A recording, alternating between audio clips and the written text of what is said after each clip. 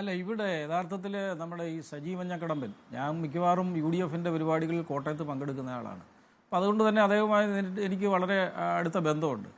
അദ്ദേഹം ഒരു ഒരു ഒരു യഥാർത്ഥത്തിൽ ഒരു ശുദ്ധനും അതുപോലെ തന്നെ ഒരു വികാരജീവിയും കൂടിയാണ്. രണ്ടും കൂടെ ചേർന്നുള്ള ഒരു മനുഷ്യനാണ് അദ്ദേഹം. അദ്ദേഹത്തിൻ്റെ രാഷ്ട്രീയ പ്രവർത്തനം തുടങ്ങിയത് ത്രിതല പഞ്ചായത്ത് തെരഞ്ഞെടുപ്പിലൂടെയാണ്. അദ്ദേഹം ജില്ലാ പഞ്ചായത്ത് മെമ്പർ വരെയായി. അതിനുശേഷം അദ്ദേഹം MLA ആകാൻ ആഗ്രഹിച്ചു. അത് കുറ്റം പറഞ്ഞിട്ട് കാര്യമില്ല, അത് പൊതുരംഗത്ത് നിൽക്കുന്ന ആളുകളുടെ സ്വാഭാവികമായിട്ടുള്ള ആഗ്രഹമാണ്. അപ്പോൾ അദ്ദേഹം പൂഞ്ഞാറിൽ അതിനുവേണ്ടി ഒത്തിരി വർക്കുകളൊക്കെ ചെയ്തു. ഇപ്പോൾ എന്നോടൊപ്പം ചർച്ചയിലുള്ള ശ്രീ PC ജോർജ് അദ്ദേഹം കൂടി പ്രോത്സാഹിപ്പിച്ചിട്ടുണ്ട്, ശ്രീ മഞ്ഞക്കടമ്പ നീ തന്നെ മത്സരിക്കണമെന്നൊക്കെ. അതെനിക്കറിയാം, അത് ഇദ്ദേഹം തന്നെ എന്നോട് പറഞ്ഞിട്ടുണ്ട്. അപ്പോൾ എന്തായാലും അദ്ദേഹത്തിന് ഈ മാണി ഗ്രൂപ്പിൽ നിന്നും യൂത്ത് ഫ്രണ്ടിൻ്റെ സംസ്ഥാന പ്രസിഡന്റ് വരെ ആയിട്ടും അദ്ദേഹത്തിന് ഒരു സീറ്റ് ലഭിക്കാതെ വന്നപ്പോൾ ഉള്ള ഒരു നിരാശയിലാണ് അദ്ദേഹം കേരള കോൺഗ്രസ് ജോസഫ് ഗ്രൂപ്പിലേക്ക് പോയത്. അപ്പോൾ അവിടെ ഒരു സ്വാഭാവികമായി അവിടെ ഒരു പ്രൊമോഷൻ ഉണ്ടാകും എന്ന് അദ്ദേഹം കരുതിയിട്ടുണ്ട്. അപ്പോൾ അദ്ദേഹത്തിന് പാർട്ടിയുടെ ജില്ലാ പ്രസിഡന്റ് സ്ഥാനവും UDFന്റെ ജില്ലാ ചെയർമാൻ സ്ഥാനവും അദ്ദേഹത്തിന് കൊടുത്തു. അദ്ദേഹത്തിന് കൊടുത്തപ്പോൾ അദ്ദേഹം സ്വാഭാവികമായും പിന്നെ വന്ന തെരഞ്ഞെടുപ്പ് പാർലമെൻറ്റ് തെരഞ്ഞെടുപ്പാണ്. പാർലമെൻറ്റ് തെരഞ്ഞെടുപ്പിൽ അദ്ദേഹം സീറ്റ് കിട്ടും, ഞാനാണല്ലോ മോൻസ് കഴിഞ്ഞാൽ പിന്നെ അടുത്ത ആളെന്നുള്ള സ്വാഭാവികമായി അദ്ദേഹത്തിനൊരു ചിന്താഗതി വന്നു. പക്ഷേ അദ്ദേഹത്തിന് സീറ്റ് ലഭിച്ചില്ല. ഈ പാർലമെൻറ്റ് തെരഞ്ഞെടുപ്പിനെ സംബന്ധിച്ചോളം ഇന്ത്യ മുന്നണി അധികാരത്തിൽ വരേണ്ടതുള്ളതുകൊണ്ട് ജയസാധ്യത കൂടുതൽ നോക്കി ശ്രീ ഫ്രാൻസിസ് ജോർജിനെ പാർട്ടി നേതൃത്വമാണ് തീരുമാനമെടുത്ത് സ്ഥാനാർത്ഥിയാക്കിയത്. അപ്പോൾ അതുമുതൽ അദ്ദേഹം നിരാശനായിരുന്നു എന്നുള്ളതാണ് എനിക്ക് മനസ്സിലാക്കാൻ കഴിഞ്ഞത്. അത് സ്വാഭാവികമാണ്, അതിൽ കുറ്റം പറഞ്ഞിട്ട് കാര്യമില്ല. പിന്നെ തെരഞ്ഞെടുപ്പ് കമ്മിറ്റിയിൽ അദ്ദേഹത്തിന് അർഹമായ പരിഗണന കൊടുത്തിട്ടുണ്ട്. കാരണം അദ്ദേഹം UDFന്റെ ജില്ലാ ചെയർമാനും ശ്രീ ഫിൽസൺ മാത്യൂസ് ജില്ലാ കൺവീനറുമാണ്. അവർക്ക് രണ്ടുപേർക്കും ഒരേ പദവിയാണ് കൊടുത്തിരിക്കുന്നത്. അതിൻ്റെ കോർഡിനേറ്റേഴ്സ് പദവിയാണ് ഈ പാർലമെൻറ്റ് നിയോജകമണ്ഡലത്തിൽ പ്രധാനപ്പെട്ട പദവിയാണ്. സ്വാഭാവികമായും ഉമ്മൻചാണ്ടി സാറും മാണി സാറും ഇല്ലാത്ത ഒരു തെരഞ്ഞെടുപ്പിൽ സ്വാഭാവികമായും തിരുവഞ്ചൂർ രാധാകൃഷ്ണൻ പോലെ മുതിർന്നയാളെ MLA ആയ ശ്രീ മോൻസ് ജോസഫിനെയും ഇലക്ഷൻ കമ്മിറ്റിയുടെ ചെയർമാനും കൺവീനറുമാക്കും സ്വാഭാവികമാണ്. പിന്നെ അദ്ദേഹത്തെ നോമിനേഷൻ കൊടുക്കാൻ വേണ്ടി പോയപ്പോൾ കൊണ്ടുപോയില്ല എന്നൊക്കെ ഉള്ളത് അത് ബാലിശമായ ഒരു കാരണമാണ്. കാരണം അതൊന്നും ഒരു കാരണമായിട്ട് ഞാൻ കാണുന്നില്ല. കാരണം എന്തെന്ന് വെച്ച് കഴിഞ്ഞാൽ ഈ കേരളത്തിലെ 20 പാർലമെൻറ്റ് സീറ്റിലും നോമിനേഷൻ കൊടുക്കുമ്പോൾ കോൺഗ്രസിൻ്റെ പ്രതിനിധിയായിട്ട് ഘടകകക്ഷിയുടെ ആകട്ടെ കോൺഗ്രസിൻ്റെ ആകട്ടെ DCC പ്രസിഡന്റ് ഉണ്ടാകും. രണ്ടാമത്തെ കക്ഷിയായ മുസ്ലിം ലീഗിൻ്റെ ഒരു പ്രതിനിധി ഉണ്ടാകും. ഇത് രണ്ടും ഇവിടെ സ്വാഭാവികമായി ഉണ്ടായി. പിന്നെ ചെയർമാനും കൺവീനറും വന്നു. പിന്നെ ഫ്രാൻസിസ് ജോർജ് സ്ഥാനാർത്ഥി. ഒന്നാമത്തെ കക്ഷി കോൺഗ്രസ് സമ്മതിക്കാം, രണ്ടാമത്തെ കക്ഷി കേരള കോൺഗ്രസ് ആണ്. അതിന്റെ ജില്ലാ പ്രസിഡന്റാണ് സജി മഞ്ഞക്കടമ്പൻ.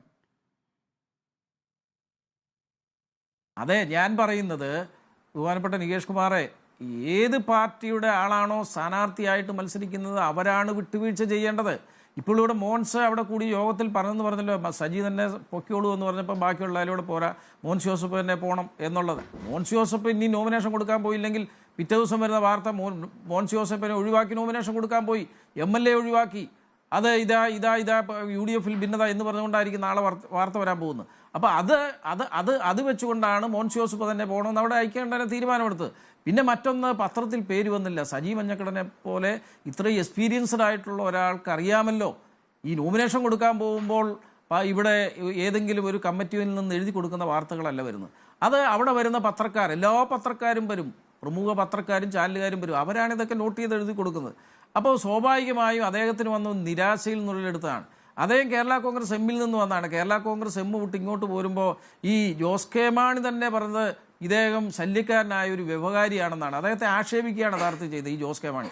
എന്തായാലും അതുകൊണ്ട് അദ്ദേഹം തിരിച്ച് ഈ ജോസ് കെ മാണിയുടെ പാർട്ടിയിലേക്ക് പോകുമെന്നുള്ള വിശ്വാസമൊന്നുമില്ല. അദ്ദേഹം മറ്റെന്തെങ്കിലും, കാരണം ഒരു പൊതുപ്രവർത്തകരെ സംബന്ധിച്ചിടത്തോളം പ്രത്യേകിച്ച് താഴെത്തട്ടിൽ നിന്ന് വളർന്നു വന്ന ഒരാൾക്ക് പൊതുരംഗത്തുനിന്ന് പെട്ടെന്ന് മാറി നിൽക്കുക അസാധ്യമാണ്. അതുകൊണ്ട് അദ്ദേഹം ഏത് പാർട്ടിയിൽ പോകുന്നു എന്നുള്ള അദ്ദേഹത്തിൻ്റെ സ്വാതന്ത്ര്യമാണ്, അതായത് ഏത് പാർട്ടിയിൽ വേണമെങ്കിലും പോകാം. പക്ഷേ ഇപ്പോഴത്തെ സാഹചര്യത്തിൽ മധ്യ തിരുവിതാംകൂറല്ല, കോട്ടയം പാർലമെൻറ്റിൽ സജി മഞ്ഞക്കടമ്പൻ എന്നൊരു വ്യക്തി പാർട്ടി വിട്ടു പോയതുകൊണ്ട് സജി മഞ്ഞക്കടമ്പിൻ്റെ വീട്ടിലെ വോട്ടുകളല്ലാതെ അതിനപ്പുറത്തേക്ക് ഒരു വോട്ടിലും വ്യത്യാസം വരികയില്ല എന്നുള്ളത് യാതൊരു സംശയവുമില്ല. അത് ശ്രീ PC ജോർജ്, എതിർപക്ഷത്ത് നിൽക്കുന്ന PC ജോർജ് തന്നെ സമ്മതിച്ചിട്ടുണ്ടല്ലോ. അത്രയേ ഉണ്ടാവുന്നുള്ളൂ. അതിപ്പോൾ ആര് പോയാലും, ഏത് വലിയവൻ പോയാലും ഈ പാർലമെൻറ്റ് തെരഞ്ഞെടുപ്പിൽ ഇന്ത്യ മുന്നണി അധികാരത്തിൽ വരണമെന്ന് ഈ രാജ്യത്തെ വർഗീയ വിരുദ്ധ നിലപാടുള്ള മുഴുവൻ ആളുകളും ആഗ്രഹിക്കുന്നു. ആ ചിന്താഗതിയുള്ള ഒരു നിയോജക മണ്ഡലമാണ്, ഈ പാർലമെന്റ് മണ്ഡലമാണ് ഈ പറഞ്ഞ ഈ മണ്ഡലം. അങ്ങനെ തുടക്കത്തിൽ തന്നെ പറഞ്ഞു LDFും കേരള കോൺഗ്രസും മുന്നിൽ നിൽക്കുന്ന ഒരു പാർലമെന്റ്. അങ്ങയുടെ തെറ്റിദ്ധാരണ കൂടെ തിരുത്താൻ വേണ്ടിയാണ് ഞാൻ പറയുന്നത്. 7 അസംബ്ലി മണ്ഡലങ്ങളിൽ 5 MLAമാരുള്ള UDFന്റെ MLAമാരുള്ള സ്ഥലമാണ് ഈ പറയുന്ന കോട്ടയം പാർലമെന്റ് മണ്ഡലം. ആകെ ഇല്ലാത്തത് വൈക്കത്തും അതേപോലെ തന്നെ ഏറ്റുമാനൂരും ബാക്കിയുള്ള സ്ഥലങ്ങളിലെല്ലാം വലിയ ഭൂരിപക്ഷത്തിന് UDF MLAമാർ ജയിച്ചിട്ടുള്ള സ്ഥലമാണ്. അത് കഴിഞ്ഞ പ്രാവശ്യം ഈ കേരള കോൺഗ്രസ് എം മുന്നണി വിട്ടു പോയതിനു ശേഷം നടന്ന തെരഞ്ഞെടുപ്പാണെന്ന് ഓർക്കണം. അപ്പോൾ കഴിഞ്ഞ പ്രാവശ്യം കേരള കോൺഗ്രസിന് വലിയ ശക്തിയുണ്ടെന്ന് അവകാശപ്പെടുന്ന പുതുപ്പള്ളിയിലെ അകലക്കുന്നത്തും അയർക്കുന്നത്തും കൂരപ്പടയിലും ഒക്കെ എത്ര വോട്ടാണ് ഈ കേരള കോൺഗ്രസിന് കിട്ടിയതെന്നൂടെ ഒന്ന് വോട്ട് നികേഷ് കുമാർ പരിശോധിച്ചാൽ അതുകൊണ്ട് ഒരു മാറ്റവും ഉണ്ടാകില്ല എന്നാണ്.